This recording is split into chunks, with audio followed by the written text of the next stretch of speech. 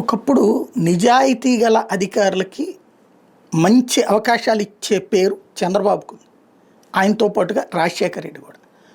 అధికారుల యొక్క నిజాయితీలని వీళ్ళు ప్రశంసించి ప్రోత్సహించబల్ల వల్లనే అభివృద్ధి పరుగులు పెట్టింది.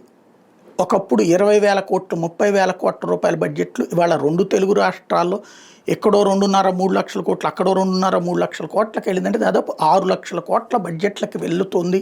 అంటే 2 తెలుగు రాష్ట్రాలు కలిపితే కనీసం 5 లక్షల కోట్ల రూపాయల క్యాష్ ఫ్లో నడుస్తుంది. అంటే కారణం అధికార యంత్రాంగాలు బాధ్యతాయుతంగా పనిచేయడం, ప్రభుత్వాలు వాళ్ళని ప్రోత్సహించడం. ఇప్పుడు వ్యక్తులు సంపాదించుకుంటున్నారు, ప్రభుత్వాలు నష్టపోతున్నటువంటి పరిస్థితి ఉంది. అది పక్కన పెట్టేద్దాం.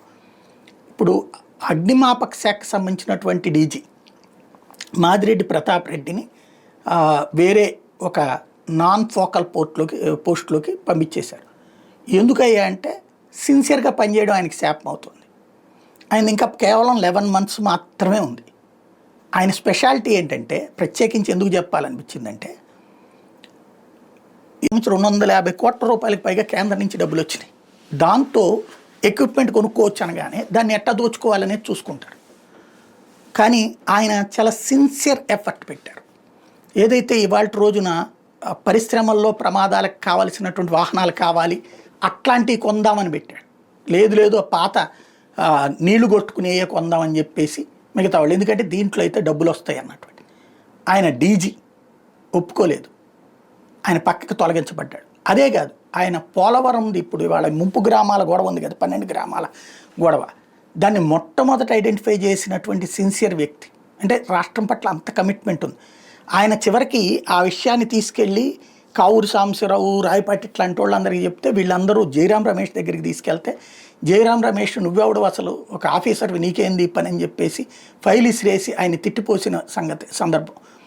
ఆ తర్వాత ఆయన వెంకయ్యనాయుడు గారిని కలిసిన తర్వాత వెంకయ్యనాయుడు గారు, సోమవీర్రాజు గారు వీళ్ళందరూ కలిసి మోడీ దగ్గరికి తీసుకెళ్ళడం వల్లనే ఈ అంశంలో మనకి వాస్తవంగా ఆ గ్రామాలు ఆంధ్రాలో కలవడానికి కారణమైంది. అంత సిన్సియర్, అంటే రాష్ట్రం పట్ల అంత కమిట్మెంట్ ఉన్నటువంటి వ్యక్తి.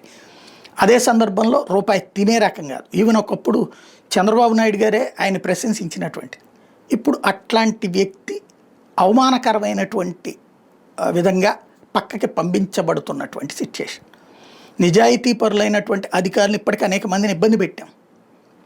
వాళ్ళ మీదన ఈ పత్రికల విష ప్రచారంతో బురద చల్లేసి వదిలిపెట్టేసినాయి. ఒకప్పుడు వాళ్ళు హీరోలు, మన పత్రికల్లోని హీరోలు, జాతీయ స్థాయిలో కూడా హీరోలు అయినటువంటి వాళ్ళు. ఇవాళ రోజున వాళ్ళని దొంగల్ని చేసి చూపించాం. చివరికి అధికారులంటే బానిసలుగా మాత్రమే ఉండాలి అనుకునేటటువంటి ధోరణి అయితే రాష్ట్ర భవిష్యత్తుకి శాపం. ఆలోచించుకోవాల్సి ఉంది.